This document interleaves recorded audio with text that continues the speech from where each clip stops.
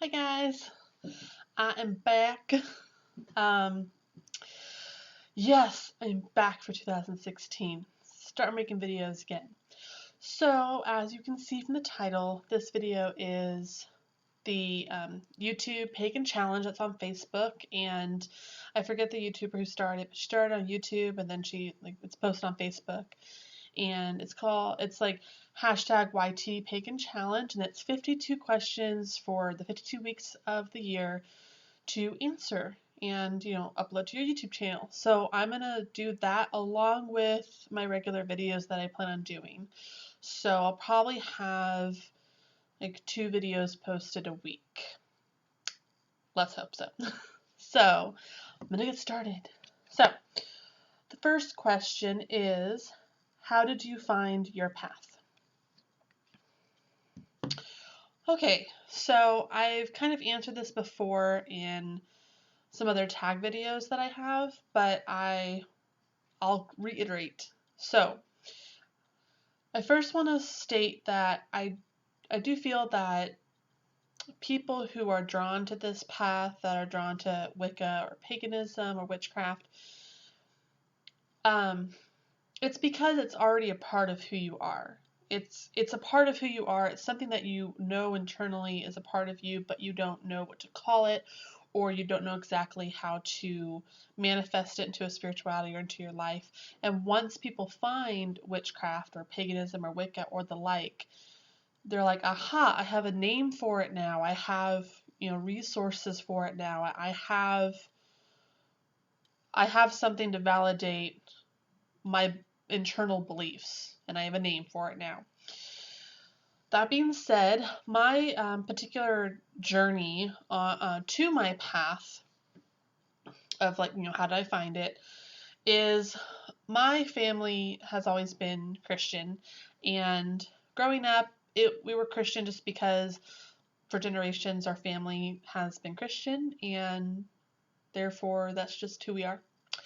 And for my mom in particular, she has an odd view of things, but she believes that wherever you live and whatever your culture is, that determines your religion. So since, we're American, then we're Christian. And that's what we should be. So I know that's skewed, but growing up, I was Christian. Now, my family was not very into Christianity or into the religion or strict or anything by any means. Like, no. Basically, if you ask my family, what's your religion? They'd be like, Christianity. You know, answer for you. So, growing up, when I was younger, my mom did teach Sunday school at our local church, and I would help her with the studying.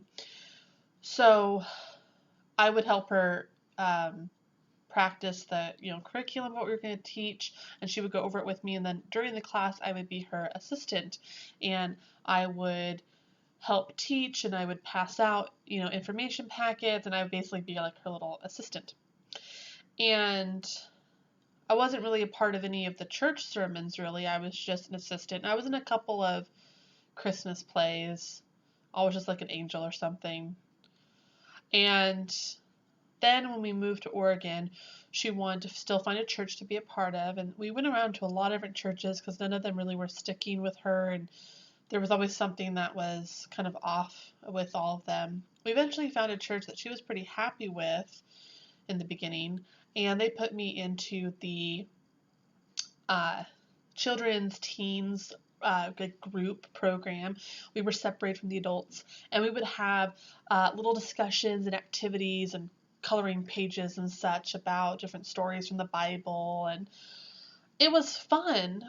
Except I asked a lot of questions, and I had questions about the Bible, about what they were teaching us that were valid questions, and they basically just told me to, like, they literally told me to shut up and stop talking and stop asking questions, and that it was wrong of me to question the faith and just have faith and believe. And I just like, no. So I kept asking questions and wanted my questions answered. I mean, come on, they were simple questions that you should be able to answer.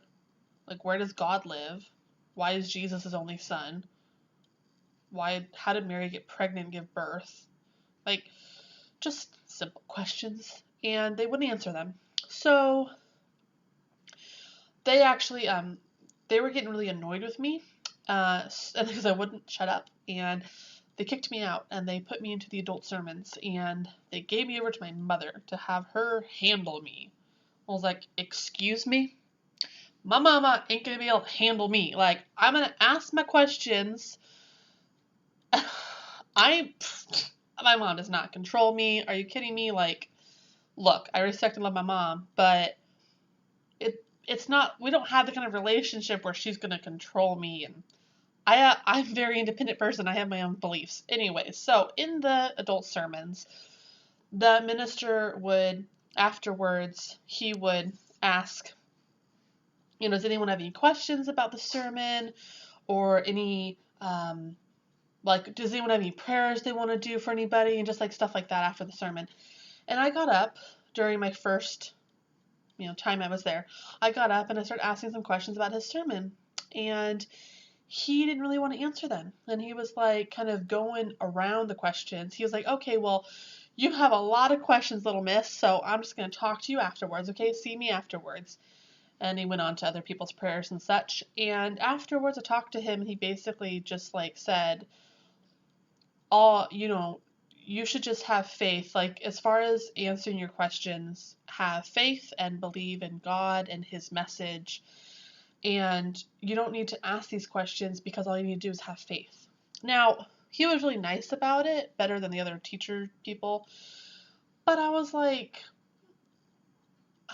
no, I don't want to just have faith. That's why I'm asking these questions. Because faith alone ain't going to do it. So afterwards, I told my mom I didn't want to be at Heart Church anymore. And I don't want to be in church, and I don't want to do this anymore. Like, I actually meant I don't want to have a religion anymore, but I was like, I don't want to go to church. So she said that was fine, and then after a little while, she decided to leave the church because there were some issues involved in, like, I don't know, just kind of some of the beliefs of the congregation. So after that, she left the church too, and then we never went back to any churches, neither did she, and we just kind of, well, she just had her faith, and that's good enough. We have Christmas and Easter. After that, it was about junior high, high school that I decided to basically be agnostic, which I believe is the belief that you believe that everything is possible, but you don't know what's true, so you leave it open to believe that anything's possible without actually believing anything. That's kind of how I took it. So I knew something out there was the truth. I knew that there was something out there that I believed in. I knew that there was some type of spirituality within me, inside of me, but I didn't know what that was. And so I was agnostic throughout high school and such, which is probably a good thing since I was a teenager. Then in high school, I found Charmed, and I started watching that. And during the first season of Charmed, they talk about Wicca and witchcraft a little bit. And I was curious. I was like, what is this witchcraft? Like, the show was nothing what I thought it was going to be. It's all positive and happiness and minus the occasional demon. It's cool and it's happy and it's positive. And I thought witchcraft died out with the Salem witch trials, and I thought that witchcraft was like you worked with evil forces like the devil to gain power, and of course that's all wrong, but that's what I thought it was. And they're talking about Wicca, and I'm like, what is Wicca?